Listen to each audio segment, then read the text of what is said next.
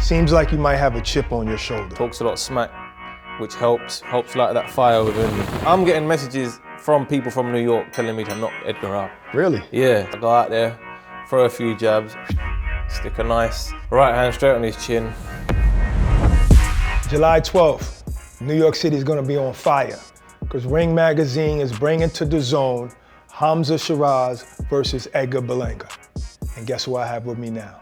Hamzah Sheeraz. What's up, brother? I'm all good, yourself? I'm very good, thank you. Okay, seems like you might have a chip on your shoulder because of your last fight. And what I always say is that when a man gets a draw, the next person has to pay for that. Yeah. Is that how you feel? Exactly that. And what an opportunity I've got to prove otherwise. When this fight got presented to us, that's exactly what's going through my mind. I'll go in there now, I'll show them what I was meant to show them. And this is it, July the 12th, it starts there. So it's not even personal with Berlanga. No. This is you, it's your own this fight is, inside. Exactly, I'm fighting that voice in my head. That's what I'm fighting. Berlanga's just the man in the way. Talks a lot of smack, which helps light that fire within me. Oh. And once that's lighted, you know that when I go in there, it's gonna be bombs away. Right, so one thing he has said at the press conference was, oh no, maybe he said it later, he said something like, hey, you're Turkey's guy. He has plans for you to fight Canelo. Is that in your mind, or are you like, I gotta get Carlos Adames back? That was the case, but I couldn't make 160 anymore. So, really? Yeah, I spoke to Turkey, who was meant to have the rematch, but I couldn't make 160. My last fight was the final cut I could do at it. Right. So 168, Berlanga was the man, his home, his city, and let's go. It's coming to take it all away from him. So what was the issue with that fight? With Adames? That I just couldn't make the weight anymore. That's it. And when I was planning to do it, there was a point in me where I sat down with my team and we said we can push it. He priced himself out. He gave a stupid figure. And then I was like, all right, cool, we'll knock that on the head, and I just, for a start at 168. Does that bother you though? Because it's always going to be there, innit? I mean, you didn't lose. Yeah. But still. Yeah, it's always going to be there. It's always going to be there. But I had a blip early on in my career as well, and that's always there as well. So I've learned how to deal with these things. You can't think about what's happened in the past because you can't change it. What you can change is the future, and that's exactly what I'm planning to do. Change the perception of how Hamzah Sheeraz fights come in July the 12th. Okay, so 2 questions. Yep. Rate Edgar Berlanga as a fighter, 1 to 10, and tell me what you think about him as a person. As a fighter, I respect his fighting abilities. I rate him out of 10, 7. Give him a 7. Okay. As a person, he's not my cup of tea. He's not my cup of tea. I think we're two completely different people, the way we dress, the way we talk, just the way we are. And that's life, but fights like that make great fights. Because when we come in the ring, we know all of that is put behind us, and it's all about who's the better man on that night.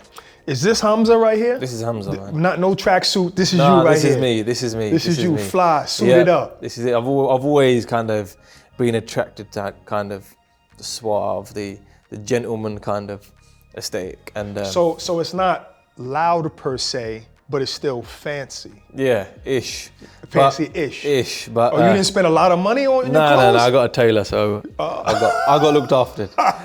That's fancy. But yeah, we're two different people. If you are looking at Canelo afterwards, do you think that's possible? If you beat Berlanga, do you think that's enough to go straight to Canelo? 100%. Seeing as he's been in there with him. But then at the end of the day, I know that it's a serious fight I've got on my hands in Edgar Berlanga. Yeah, we trash talk, yeah, this, that, the other. But when you strip all that away and you've got you two in that ring and you just have your boxing abilities, you know it's gonna be a good fight, and I have to respect what he brings. But then at the same time, just respect that and not respect what he brings on the night, because then you become a negative fighter. Yeah, that's true. And I'm not on that. I'm straight in that ring and I'm gonna stick it on. Yeah, that's wisdom. All right, so you go into this fight saying, okay, it was only the weight issue, I don't have to do anything different, or you approaching this like, no? No, massively, because after my last fight, disappeared for about a month, 2 months, and Was it depressing having a draw? It wasn't that. It wasn't Okay. that, because it's boxing, and I understood that. It's no one's fault but my own. But what I had to do was identify the changes that I feel I needed to make in order to benefit myself and my career. And there was a few tough changes I had to make. Is that with your trainer? Yeah, with a trainer, with a few team members, not just him, but a few team members. Genuinely, I feel it that they're the right changes that I needed to make in order to progress in my career rather than regress. So you said, no one to blame but yourself, but somehow the trainer had to be switched, because Andy Lee's a great trainer. That was more for myself. It wasn't. Oh, I'm blaming him for the last performance. It wasn't that. It was more for myself. I needed to switch things up. I needed to. Because with him, you was looking like a monster. Yeah. No, definitely. But then for my personal growth and for my growth in boxing, I needed a change, and that was one of the key differences I identified that I needed to make. Right. I can't question that because you know what you need. Exactly. So how do you feel about fighting in New York, headlining at a place that no one's ever fought before? Yeah, it's unreal. Listen, I come out here, the love you receive out here, and ever since a young child, I always watching these fighters fighting at Madison Square Gardens and fighting in America, and this is my American debut, and I feel like if I put on a great performance now, it will really catapult me into the American market. So how do you feel about New York? Because sometimes New Yorkers could treat you bad because they just love a person, or sometimes if you carry yourself a certain way, they'll show you respect. I'm getting messages from people from New York telling me to knock Edgar out. Really? Yeah, so his support, I don't know what it is like, but from what the messages I'm getting, and it's a lot of them, it's not one or two. Really? Yeah, it's in the I reckon from when the fight got announced to now, you're thinking over 200. DMs, easy. like Instagram or something like that? Bro. Yeah, easy, all on Instagram. You might have to show me a Yeah, no, I'll show you after. I don't know. For real. Really? Then, in comments, in DMs, Wow. you name it. So it just goes to show that there's a lot of support here. So you guys were going back and forth about, okay, I'm fighting you in your hometown. Yeah, for you were real. saying. Yeah. Was it ever a choice to fight anywhere else? No, not really. Right. No, not really. Right. It was a just choice made whether to sense? take the fight or not, though. Oh, that's a fact. Yeah, it was a choice whether to take the fight. It wasn't like you got to take this fight. It wasn't that. I could have easily rebuilded. I could have easily took A softer touch because of a draw. exactly, and going into a new weight. Yeah. I could have easily done that, and give myself a full sense of confidence, just like Edgar did in his last fight. Just like he did. He come out the Canelo fight, and fighters like him, they need their confidence boosted. They need the confidence boost, and I believe the way boxing is now, massive shout out to His Excellency, the way he's reshaped it, is doing injustice to the sport of boxing. Well, he was saying that he actually wanted a bigger fight to headline. He's gonna say that. Okay. He's gonna say that. But at the end of the day, you can only fight who's being put in front of you. Fair enough, but that was a bit of a disgrace. I mean, you fought Carlos Adames, he's a champion, and you had some other good fights. On paper, is Berlanga your toughest fight?